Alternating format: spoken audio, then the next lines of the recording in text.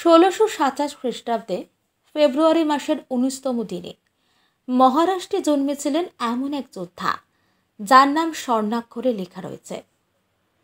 তিনি হলেন মারাঠা সাম্রাজ্যের প্রতিষ্ঠাতা এবং একজন কুশলী সামরিক কৌশলবিদ।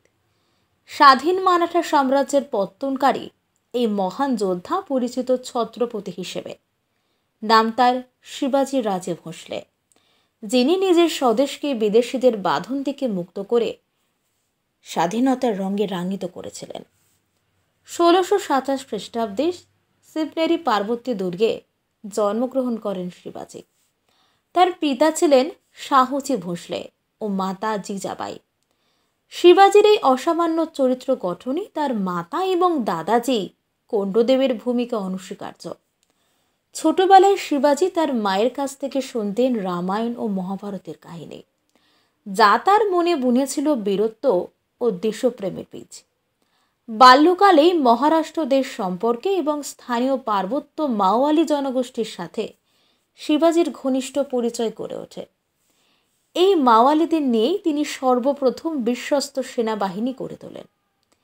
এই দলের সাহায্যে শিবাজি সর্বপ্রথম 1647 খ্রিস্টাব্দে বিজাপুরের তোরনা দুর্গটি দখল করেন। এরপর একে একে বড়মতি, রায়গড়, পুরন্দর প্রভৃতি স্থানে দুর্গগুলি দখল করেন।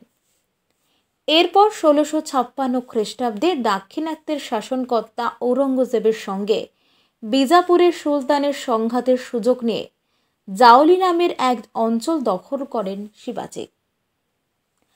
বিজাপুরের সুলতান শিবাজিকে দমনের জন্য সেনাপতি আফজাল খাঁকে পাঠান। আফজাল খাঁ শিবাজিকে শান্তি চুক্তির জন্য শান্তি শিবিরে আহ্বান জানালে শিবাজির সন্দেহ হয় যে আফজাল খাঁ তার উপর আক্রমণ করতে পারেন। তাই তিনি তার পোশাকের নিচে বর্ম পরিধান করেছিলেন এবং তিনি বাম হাতে একটি বাঁকনখ ও ডান হাতে একটি খঞ্জর ধারণ করেছিলেন।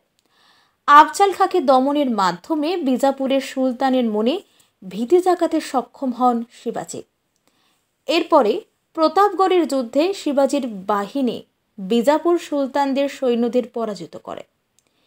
এই যুদ্ধে জয়ের পর বন্দী, কর্মচারী ও সৈন্যদের খাদ্য, অর্থ প্রদান করা এবং মারাঠা সৈন্যদের পুরস্কৃত করার মাধ্যমে শিবাজির অসামান্য ব্যক্তিত্বের পরিচয় পাওয়া যায়। সামান্য এক জাগিরদারের অবহেলিত পুত্র শিবাজি নিজের প্রতিভা বলে স্বাধীন হিন্দু রাজ্যের প্রতিষ্ঠা করেছিলেন। তিনি মুঘল ও মুসলমানদের ওপর গুপ্ত হামলা করে মারাঠা শাসন পুনঃপ্রতিষ্ঠা করেছিলেন। গেরিলা যুদ্ধের সূচনাকারী শিবাজি সমর্থন করতেন হিন্দাভি স্বরাজ্যের মতবাদকে। শততা বিভক্ত ও পারস্পরিক গোষ্ঠীদ্বন্দ্বে লিপ্ত মারাঠাদের জাতীয়তাবোধে উদ্বুদ্ধ করে এক শক্তিশালী ঐক্যবদ্ধ জাতিতে পরিণত করেছিলেন শিবাজি।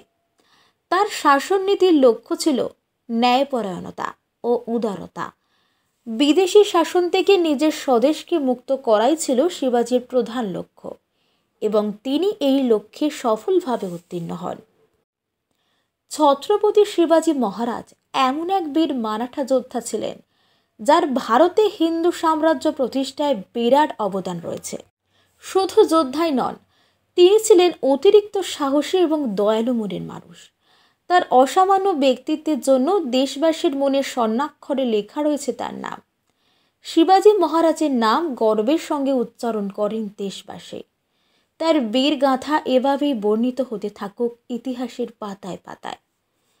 আজ তার জন্মদিনে আমাদের তোমার পৃথিবী পরিবারের তরফ থেকে শিবাজি মহারাজের জন্য রইল শত কোটি প্রণাম, ভালোবাসা এবং শ্রদ্ধা।